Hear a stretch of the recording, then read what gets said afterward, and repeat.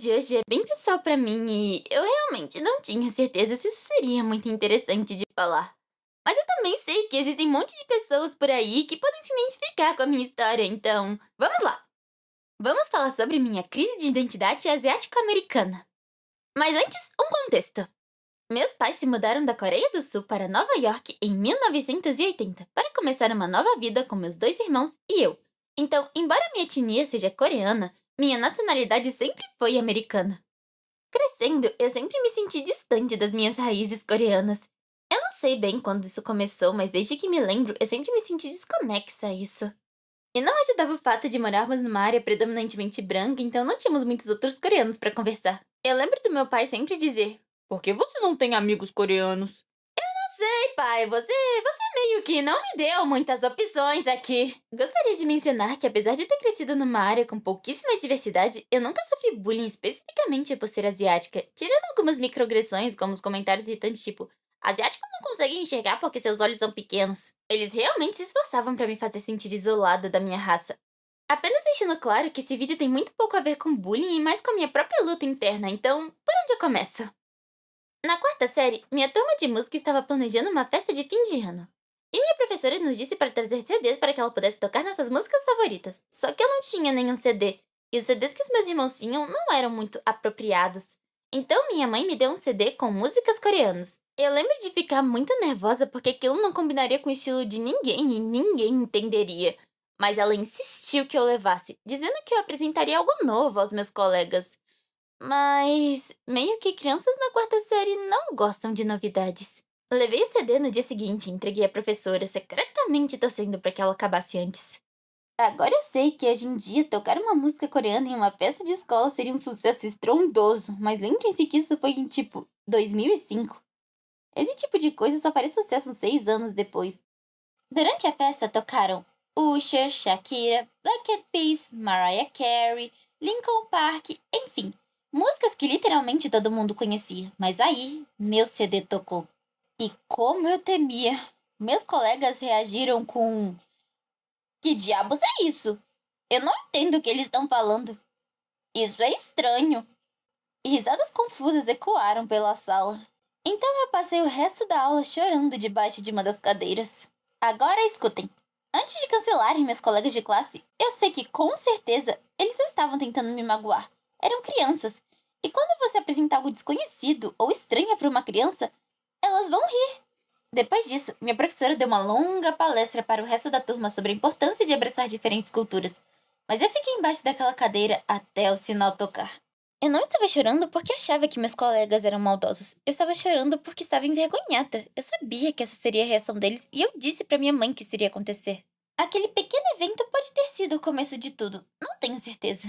Ok, espectadores asiáticos, quantas vezes vocês já ouviram algo como: nossa, seu inglês é tão bom, não consigo perceber nenhum sotaque. Eu ainda recebo comentários assim de vez em quando. E aqui está o meu segredo. Desde criança, meu inglês sempre foi significativamente melhor que meu coreano, porque eu só falava inglês tanto na escola quanto em casa. E como eu não tenho outros amigos coreanos, eu raramente precisava usar o coreano. Isso fez com que eu me sentisse confortável respondendo aos meus pais por anos em inglês, mesmo que eles estivessem usando o coreano. Acho que eles presumiram que se continuassem falando coreano, eu acabaria aprendendo a dominar a gramática e o vocabulário e ficando fluente, mas isso nunca aconteceu de verdade. Com o tempo, meus pais ficavam cada vez mais preocupados com a minha recusa em aprender. Certo verão, quando eu tinha uns 11 ou 12 anos, eu estava colhendo mirtilos com meu pai em uma fazenda. Nós basicamente nos comunicávamos, ele em coreano e eu em inglês. Certa hora, outro colhedor de mirtilos próximo comentou sobre essa conversa, e eu não pude deixar de ouvir. Mas notei que vocês dois estão falando em duas línguas diferentes. O que está acontecendo? Ah, essa é minha filha. Ela entende coreano, mas não fala muito bem, então ela usa o inglês. Ah, que pena. Bem, ainda não é tarde para ela aprender, né? Uma pena? Quantas línguas você sabe falar, senhora? Me incomodou um pouco que ela chamasse isso de pena. Não foi a primeira vez que eu vi isso e certamente não seria a última. Seja de pessoas da igreja, dos meus avós, de outros parentes coreanos ou até mesmo dos meus próprios pais. Minha incapacidade de falar coreano corretamente era frequentemente considerada uma pena. E eu sabia o que meus pais sentiam. Se sentiam constrangidos toda vez que tinham que explicar pra alguém que eu só falava inglês. E pra ser sincera, eu também ficava muito constrangida. Mas eu evitava falar coreano porque eu tinha medo de pagar mico, errar e parecer idiota. Mas como eu não tentava, eu nunca melhorava, e isso se transformou num ciclo vicioso de pouca melhora. A cada aniversário, a janela de tempo em que eu podia ser tão ruim em coreano parecia estar ficando cada vez menor, e o peso da vergonha e da desonra aumentava. Desde pequena, eu me dedicava muito à ortografia e interpretação de texto. A nota mais baixa que eu já tive em uma prova de ortografia foi 88%, lá pela quarta série, e eu chorei muito naquele dia. Eu me orgulhava de como eu era muito focada nisso. E precisava ser excelente em tudo que envolvia inglês, porque eu não sabia como ser boa no outro idioma que eu deveria saber. Não me levem a mal, eu realmente amava ler e escrever, mas acho que inconscientemente eu queria me distanciar o máximo possível das minhas raízes coreanas. Também acho que inconscientemente o medo da vergonha acabou se transformando em ressentimento. Quando criança, eu odiava viajar para a Coreia. Sempre temia a viagem familiar anual, pois isso só me lembrava ainda mais como eu me sentia deslocada em qualquer lugar que eu fosse, especialmente entre meus parentes que falavam coreano e eu não conseguia conversar com eles direito. Eu detestava falar com os meus avós no telefone, porque eles sabiam que a única coisa que eu sabia falar era 할머니 할아버지 안녕하세요. E toda vez que eles se despediam, diziam 아이고, 우리 은혜 한국말 잘하네. e eu sabia que eles só diziam isso por pena. Qual é, avós? Vocês não precisavam mentir pra mim assim. Ah, isso era tão constrangedor. O ressentimento ia além de simplesmente não querer usar o idioma.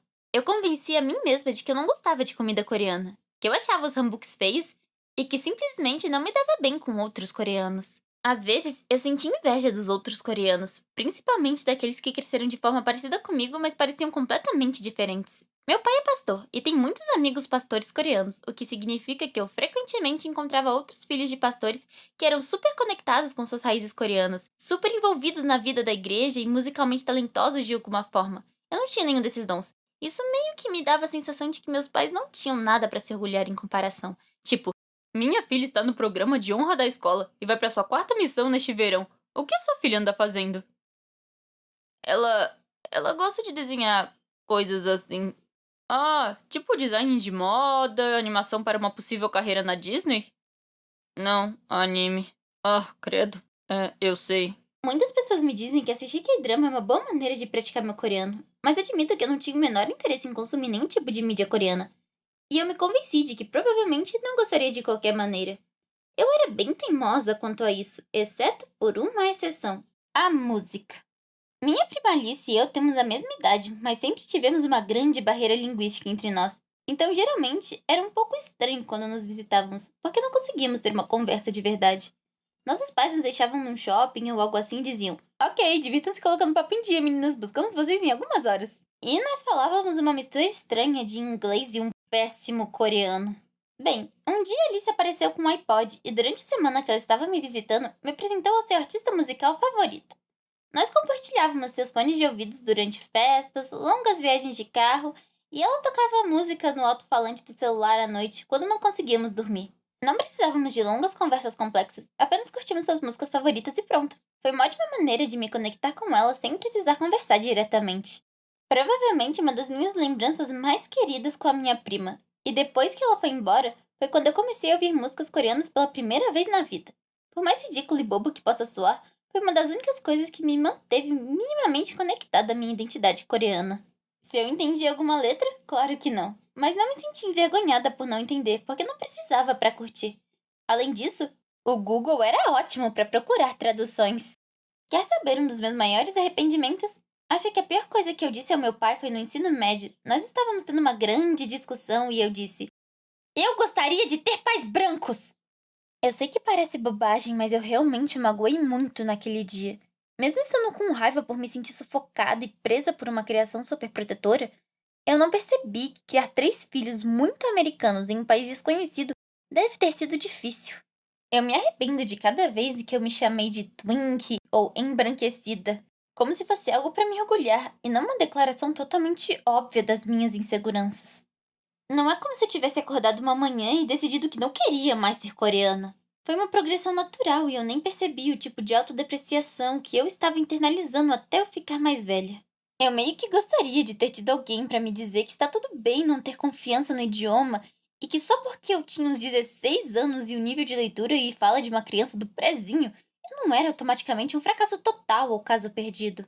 E talvez você esteja pensando, mas Emiru, e seus dois irmãos mais velhos? Adivinha? Eles estavam passando exatamente a mesma coisa. Você não achou que era só comigo, né? Acho que todos nós estávamos lidando separadamente com nossas próprias crises de identidade estranhas e, de certa forma, eu acho que eu só estava seguindo os passos deles, tentando nos separar de nossas raízes coreanas. Como adulta agora, estou me esforçando para abraçar um pouco mais o meu lado coreano. Eu não sinto o mesmo ressentimento que sentia quando eu era pequena, mas a vergonha ainda volta de vez em quando.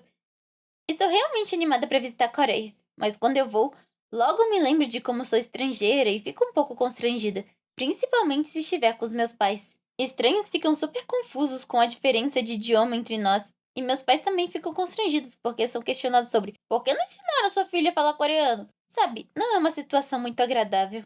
Eu lembro da última vez que visitei a Coreia. Estava andando com meu irmão Josh e percebemos que as pessoas mais velhas ficavam nos encarando. Eu perguntei por que eles estavam nos encarando, e ele respondeu que era porque eles sabiam que não éramos dali. Talvez percebessem que éramos coreanos, mas de um jeito muito estranho, como se pudessem sentir a forte influência americana que vinha da gente. Também acho que coreanos mais velhos gostam de encarar sem motivo. Meu irmão mais velho me contou que quando tinha que lidar com esse tipo de gente, ele simplesmente olhava de volta até que eles se sentissem desconfortáveis. Mas eu não tenho coragem para fazer isso. Desde que meus pais se mudaram para a Coreia há alguns anos, a necessidade de usar coreano desapareceu completamente do meu dia a dia. E parece que a barreira linguística aumenta um pouco mais a cada conversa, limitando o quanto podemos conversar quando nos reencontramos. A solução seria simples: melhorar o meu coreano. E eu concordo que eu deveria, mas descobri que é muito mais fácil aprender um outro idioma quando é algo que você tem interesse em aprender em vez de algo que te faça se sentir um fracasso, caso você não tenha um progresso tão rápido quanto deveria. Eu deveria estar aprendendo porque ser bilíngue é super útil e legal, e não porque devo isso aos meus ancestrais, que temo estarem me olhando com grande desaprovação. E sinceramente, eu ainda não sei como me livrar desse sentimento, e acho que é por isso que demorei um pouco para finalmente organizar os meus pensamentos. Porque eu ainda não descobri como aprender um idioma que eu não tenho interesse. E eu sei que se esperasse por algum tipo de grande epifania, não teria progredido nada. Sei que provavelmente há um monte de outros coreanos assistindo que já passaram ou estão passando por algo assim. E se você é uma delas, saiba que não está sozinho. Você não é um fracasso ou racista por não conhecer a língua nativa dos seus pais, ou por ter dificuldade em se conectar com a cultura. Claro que não quero dizer desista porque é difícil. Eu acho que é importante celebrar as diferentes culturas que compõem quem você é, mas também sei que é fácil se desanimar quando se cresce em um ambiente que faz você duvidar de si mesmo. Se eu pudesse voltar no tempo e conversar com uma versão mais jovem de mim, eu diria pra ela não deixar o ressentimento e o medo da vergonha impedirem de pelo menos tentar. Mas, como a maioria das coisas, é muito mais fácil falar do que fazer.